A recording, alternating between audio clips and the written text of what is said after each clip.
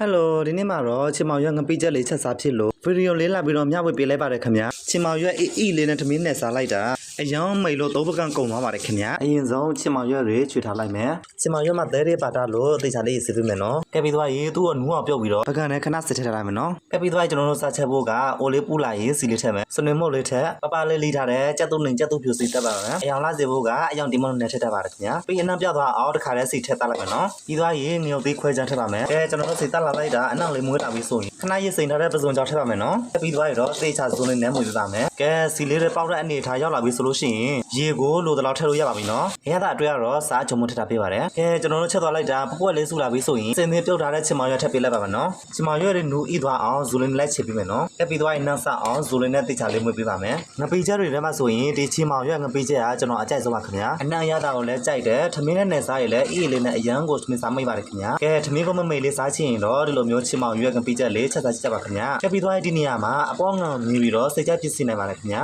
ကျွန်တော်ကပိုးသလိုခံစားရတာနဲ့စားတဲ့လေးပြန်ထည့်ပေးတာရတယ်ဒီပတိချလေးပြန်ပြီးတော့မွေးပေးမယ်နော်ကဲကျွန်တော်တို့ချက်သွားလိုက်တာချင်မောင်ရွက်တွေနူးဤသွားပြီဆိုရင်ညိုသီးစဲအနေတောက်လေးတွေအုပ်ပေးလိုက်မယ်ခင်ဗျာပြီးသွားရင်ဇူလင်းနဲ့ပတိချလေးပြန်မွေးပေးမယ်ပြီးသွားရင်မီလေးပိတ်ပြီးတော့ဒဲအိုချလို့ရပါပြီခင်ဗျာကဲနောက်ဆုံးမှာတော့ချင်မောင်ရွက်အေးလေးနဲ့ထမင်းနဲ့စားဖို့ရန်အတွက်ကချင်မောင်ရွက်ငပိချက်လေးချက်လို့ပြီးသွားပါပြီခင်ဗျာဗီဒီယိုလေးကိုပြီးဆုံးအောင်ကြည့်ပေးတဲ့အားလုံးကျေးဇူးတင်ပါတယ်ခင်ဗျာနောက်ဗီဒီယိုဒီမှာပြန်လည်ဆုံတွေ့ကြမယ်နော်အားလုံးပဲဘိုင်ဘိုင်